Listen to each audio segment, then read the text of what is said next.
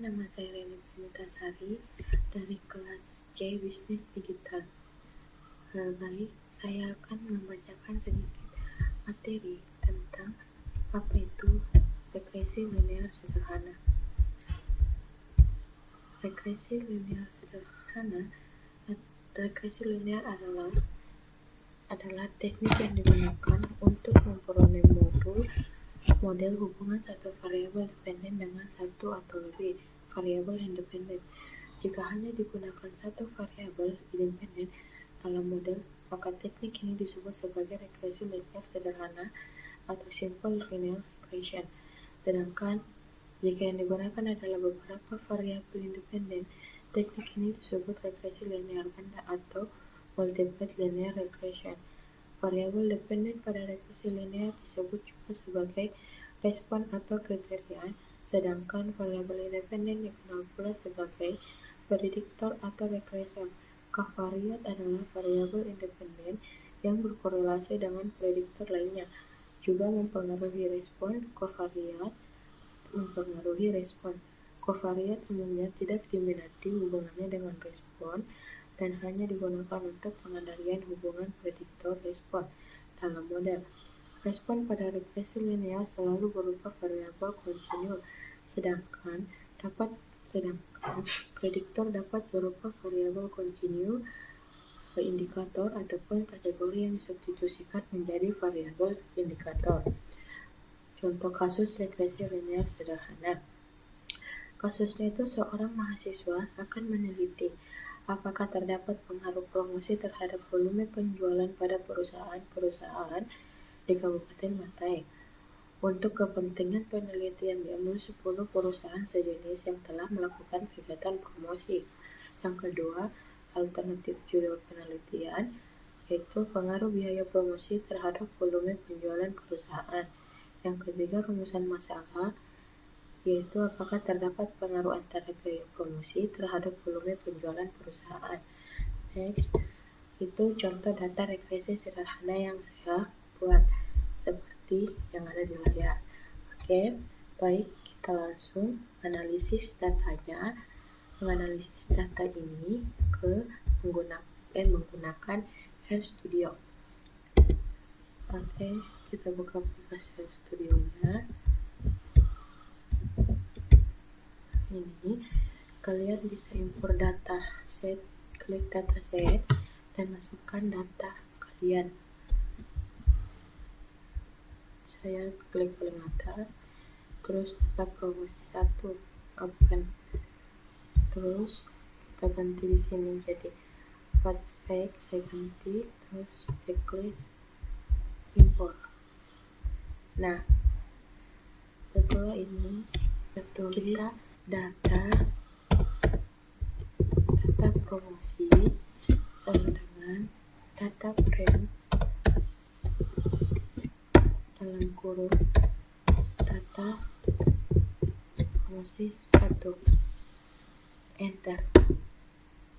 Terus Y sama dengan data promosi 1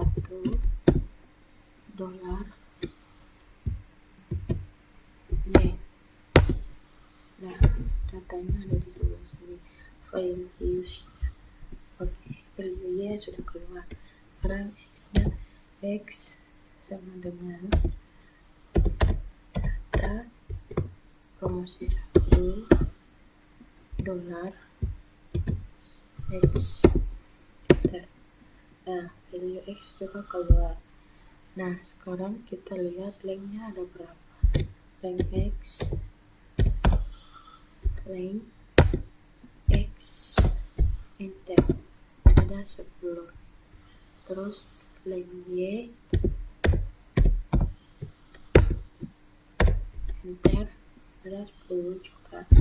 Nah, ketika kita ingin menampilkan plot, maka kita klik plot.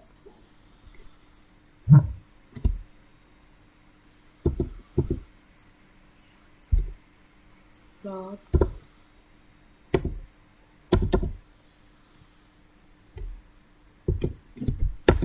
dalam kurung X koma Y. Enter. Nah, di sini mapnya sudah muncul. Ketika kita ingin memunculkan garis, maka kita klik apply dalam kurung LM dalam kurung lagi Y, tanda seperti ini, X. Nah, garis sudah muncul. Nah, nextnya itu kita ingin mencari tahu konteksnya antara X dan Y, maka kita klik cor di konteksnya X Y koma X.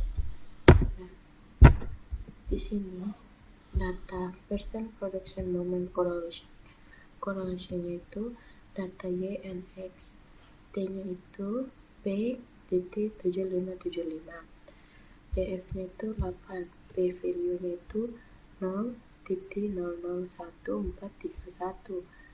Nah, di sini cornya 0.8595637. Nah, sekarang kita memanggil koefisiensinya dengan cara klik LM dalam kurung Y koma Y tanda ini X. Nah, formulanya itu koefisiensinya itu interceptnya itu 45882.52, X-nya 151. Nah, sekarang berikutnya kita ingin menampilkan data C di sini. Nah, C tanda lebih kecil garis LM dalam kurung Y tanda ini X. Enter. Nah, data C-nya sudah ada di sebelah sini. Oke, next kita panggil summary-nya. Summary C. Ini summary C-nya sudah dipanggil, maka koefisiensinya itu 0,5, P value-nya itu 0,001431, yang artinya H0 itu lebih tinggi daripada P value-nya. Karena kenapa? Di sini HO-nya itu 0.05, sedangkan P value-nya itu 0,00, maka H0 lebih tinggi daripada P value. Artinya semakin tinggi suatu barang, maka semakin rendah salah. Artinya H0-nya itu dibenarkan, sedangkan P value-nya tidak dibenarkan. Nah, hasil menganalisis data di RStudio. Jadi hasil presentasi dari cara menganalisis data menggunakan RStudio. Nah, selanjutnya kita akan menganalisis data menggunakan data yang sama, data yang sama dengan ini, tapi menggunakan dengan Rosari tool. Oke, kita cari dulu Rosari tools-nya. Nah, ini dia.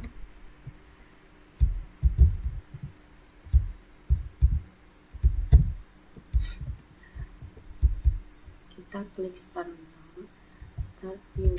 Oke. Ketika kita pertama masuk ke Rosari tool, maka kita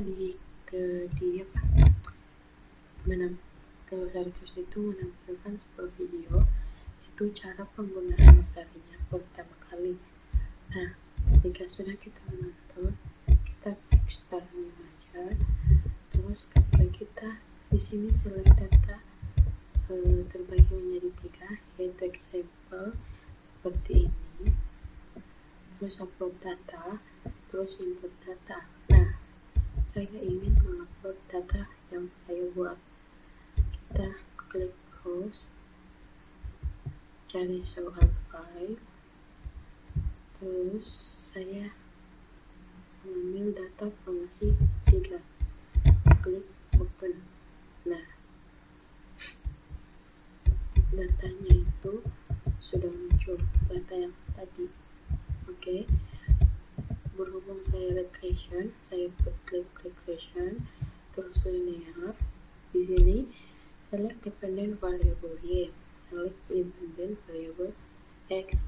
Karena saya menggunakan regression linear sederhana, yaitu membandingkan dengan satu saja, maka saya klik di sini y, di sininya x.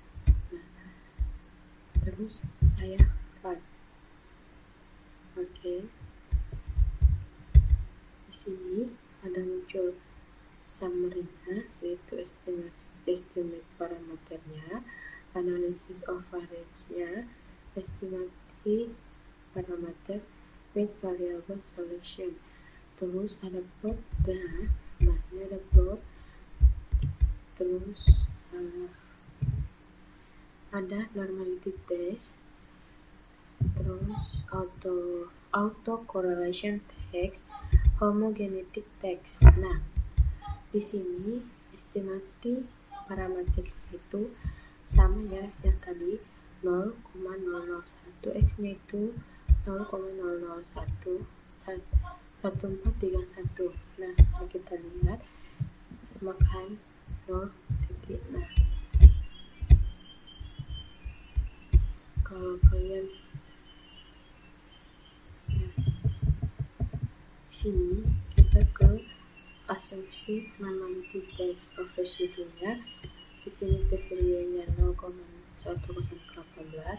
Kita bisa mengubah ini, mengubah grafik yang ada di sini menggunakan klik tanda pengaturan yang ada di sebelah kanan. Nah, di sini ada dua, select normality method sama select plot. Nah, di sini select normality method itu saya pilih Kolmogorov Smirnov, terus select plotnya itu klik plot. Nah, setelah kita klik itu, maka kita akan kembali, maka hasilnya akan berubah. Nah, grafik yang tadi berubah menjadi seperti ini, menjadi theoretical quantilities. Nah, auto regression text-nya itu parameternya itu 1. Oke, inilah tampilan kalau kita menganalisis data yang tadi menggunakan Glossary Tools. Nah, ketika kalian sudah seperti ini, kalian tinggal klik save, maka kalian pilih salah satu dari ini, antara Word atau apa, terus download, maka hasilnya akan ada di sebelah sini. Kalau selesai, close. Nah, itu tadi hasil analisis menggunakan Glossary Tools dan RStudio. Jika saya memiliki kesalahan, mohon dimaafkan. Wabillahi taufiq wal hidayah. Assalamualaikum warahmatullahi wabarakatuh.